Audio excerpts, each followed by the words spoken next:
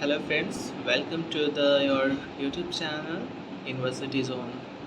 दोस्तों, जैसा कि आप जानते होंगे, आपके पास नोटिस आ चुका होगा कि पीजी सेकेंड सेमेस्टर यानी एमएससी सेकेंड सेमेस्टर का एईसीसी जो कंपलसरी पेपर है सभी सब्जेक्ट में, उसका एग्ज़ाम 19 तारीख को अपने अपने कॉलेज में आपके लिया जाएगा। तो एईसीसी का तो नोट्स भी बनता है, 50 मार्क्स का आपके कॉलेज में एग्ज़ाम लेगा थ्योरी पेपर, और कुछ इंटरनल असेसमेंट के तौर पे बाकी लेगा। तो इंटरनल असेसमेंट में बनाना क्या है, उसी की चर्चा इस वीडियो में है। कुछ क्वेश्चन है जो कि आपके एग्ज़ाम के थ्योरी नोट्स में भी काम आएंगे और इंटरनल असेसमेंट में भी आप इसको असाइनमेंट के तौर पे दे सकते हैं। तो चलिए बढ़ते हैं हम अपने आज की वीडियो की तरफ। उम्मीद करता हूँ ये वीडियो आपको बहुत पसंद आएगा। चलिए स्टार्ट करते हैं आज की वीडियो। तो ये रहा हमारा AECC 1 पेपर का जो इंटरनल असेसमेंट में आप लोगों को अपने कॉलेज में जमा करना है। तो इसका पहला क्वेश्चन है, what do you mean by Karma yoga? Explain. कर्मयोग से क्या समझते हैं, इसकी व्याख्या करना है। चलिए लिखना शुरू कीजिए आप लोग। तो आंसर है, the main purpose of Karma yoga is control and eventually let's go of your ego. ठीक है। उसके बाद है, it is essential that in the practice of Karma yoga you do not involve your ego because only then you can do it without attachment and desire. Sometime a person think he needs some ego in order to perform better and grow. तो ये एक assignment के तौर पे इसको लिखना है। तो इसमें 2-3 क्वेश्चन आपको लिखना पड़ेगा, बाकी 50 मार्क्स का आपके अपने कॉलेज में एग्ज़ाम थ्योरी पेपर में होगा। और ये जो आप लिख रहे हैं ये असाइनमेंट के तौर पे लेके जाना है आपको। नेक्स्ट है कर्मा योगा, जो संस्कृत में कर्म योग है, also called Karma Marg, is one of the 4 classical spiritual paths in Hinduism, on based on the yoga of action, the other being jnana yoga, that means path of knowledge, raja yoga means path of meditation, and bhakti yoga means path of loving devotion to a personal god. आगे है, to karma yogi right action is a form of prayer. The 3 paths are not mutually inclusive in Hinduism, but relative emphasis between Karma Yoga, Jnana Yoga and Bhakti Yoga varies by the individual. आगे है, the classical path of spiritual liberation in Hinduism, karma yoga is the path of unselfish action in teach that spiritual seeker, यहाँ seeker है, ई है ये, ठीक है, should act according to dharma without being attachment to the fruits, और ये रहा हमारा नेक्स्ट पेज, और personal consequence karma yoga states that's Bhagavad Gita purifies the mind. आगे क्या लिखता है, अकॉर्डिंग टू लॉर्ड कृष्णा इन भगवद गीता, कर्म योग is spiritual practice of selfless action performed for the benefit of others. Karma yoga is a path to reach moksha, spiritual liberation through work. It is rightful action without being attached to fruits or being manipulated by what the result might be, a dedication to one's duty. आगे क्या है, any trying to one's best while being natural to rewards or outcomes such as success or failure. Every one of us can practice karma yoga. To practice karma yoga in your daily life, follow this simple step. तो ये 3 step है। One पहला है, make a list of all duties roles you have in your life. Second है, prioritise them as per their importance, understand the importance of your role in them. तीसरा है, start to fulfil them on daily basis. तो ये 3 step रहा और आगे क्या कर रहा है, there will be some duties roles और which you cannot fulfill because of reason beyond your control. Do the duties as you must, not as you would like to them. तो अब आगे benefits of Karma yoga. Karma yoga has many benefits. Some of these can be seen immediately, but some can only be realized after some time of regular practice. कौन कौन से benefit है चलिए देखते हैं. तो ये रहा, the main benefit is that helps to decrease ego. when you practice karma yoga you do your daily duty without ego.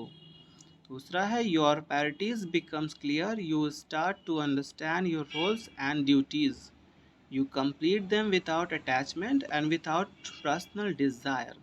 फिर आगे है, because you do your duties without ego and attachment, you balance your कर्म without making new कर्म. तो आपका ये question complete हुआ. पहला क्वेश्चन जो AECC का जो कंपलसरी पेपर होता है सभी स्टूडेंट्स के लिए, साइंस आर्ट्स जो भी हो सभी स्टूडेंट्स के लिए ये पेपर कंपलसरी पेपर होता है PG में. तो दूसरा क्वेश्चन जल्द आपको आगे है.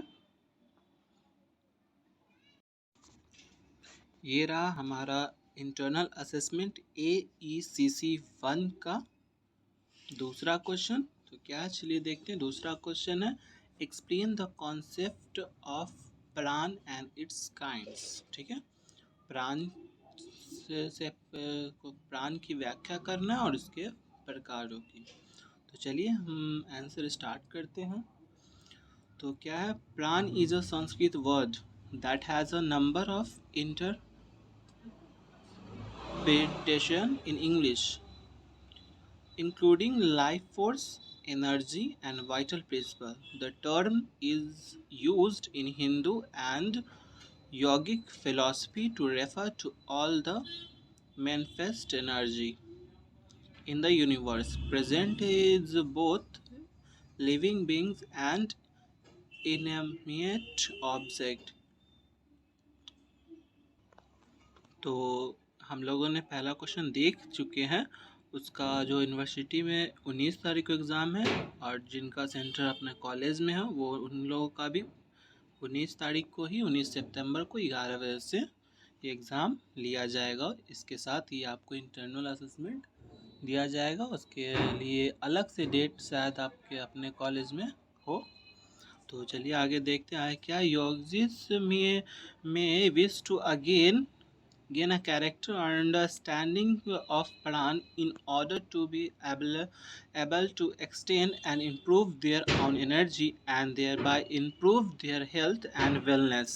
आगे क्या, in the energy body Pran is said to follow through energy channel known as nadis. आगे क्या है, प्राण is an ancient concept and is referred to in many Hindu scriptures and unfinished heads. These texts state that pran originates from Atman. आगे है, from the Sanskrit and meaning movement and to breath and pra meaning forth. Pran means breathing forth and refers to the idea that vital or life force energy is dynamic. तो ये चौथा page में है. तो next page पाँचवा होगा उस चलिए. तो ये रहा हमारा पाँचवा पेज. नेक्स्ट पेज है. तो क्या है आगे, prana is often understood in relation to the physical body and health and wellness through the chakras. It is through that when someone is well balanced, pran follows freely through the 7 major chakras. ठीक है. अब आगे है, however when there are blockages or imbalance they may manifest as physical or emotional issues. Next है, in the human body pran is said to follow through energy channels called nadis. There are said to be thousands of nadis but the three main ones are. तो इसका तीन main क्या है वो ये रहा. पहला है Ida, Ida क्या located to the left of the spine there, this is the introverted lunar channel. दूसरा है पिंगल, located to the right to the spine, this is extroverted along the solar channel. तीसरा है सुसुमन, located along the center of the spine, this is the central channel which the energy of Kundalini awakening follows through. फिर आगे है प्राण is believed to follow is and out of the body through the breath. A yogi may use techniques such as pranayama to enhance their energy. Next page चलते हैं.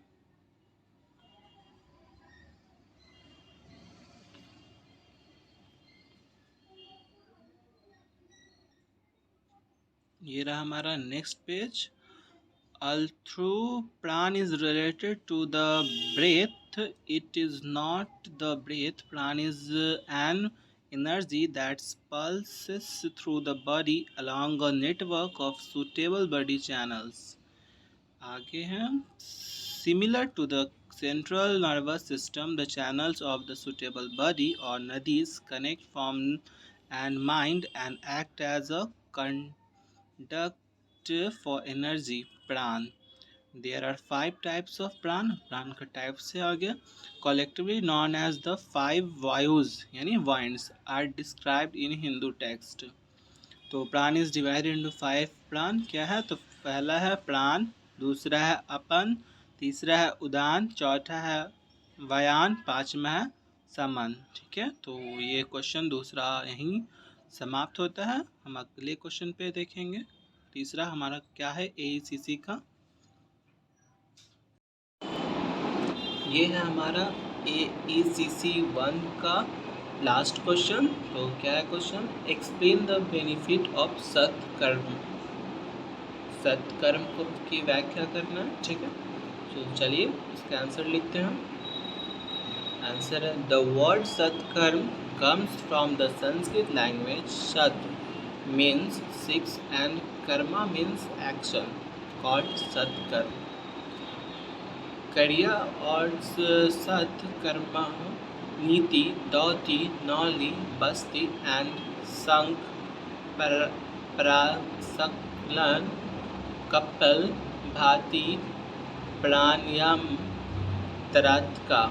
ठीक है, आगे है the aim of performing these action is to create harmony between the two major chronic follows, Ida and Pingal, thereby attaining physical and mental purification and balance.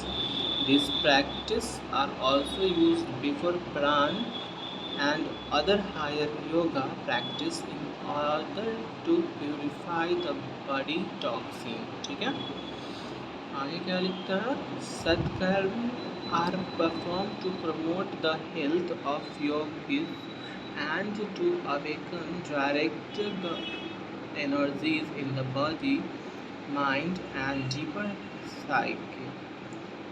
This practice should never be learned from books or taught by inexperienced people. It is essential to be personally instructed as to how and when to perform the सत्कर्म. ठीक है, तो ए आगे है a process to cleanse and purify the nasal passages. Practice included in the category are Jalniti and Sutraniti. ये रहा हमारा पेज नंबर 8. और आगे का क्वेश्चन क्या पूछा था क्वेश्चन में. बेनिफिट. तो बेनिफिट ऑफ सत्कर्म का ये रहा कुछ बेनिफिट. ये पहला है clean nostrils to allow good breathing. दूसरा है help to maintain good health. फिर उसके बाद है रिड्यूस एंगर एंड डिप्रेशन. फिर remove the excess mucus, relieve nasal dryness, reduce cold and flu symptoms, alternative sinus headache, फिर उसके बाद improve sense of smell and taste, फिर रिड्यूस सोडिंग, फिर लास्ट है एलिमिनेशन ऑफ हार्मफुल बैक्टीरिया। ठीक है, और आगे क्या लिखता है, the shatkarma are six more preliminary purification described in the hatha yoga. ठीक है, आगे है their purpose is to remove gross impurities, cure a range of diseases and prepare the body for प्राणायाम। ठीक है, तो ये AECC का खत्म हुआ ये 3 क्वेश्चन के साथ। तो वीडियो कैसा लगा आप लोग कमेंट सेक्शन में ज़रूर बताएं। वीडियो देखने के लिए आप सभी का बहुत बहुत धन्यवाद।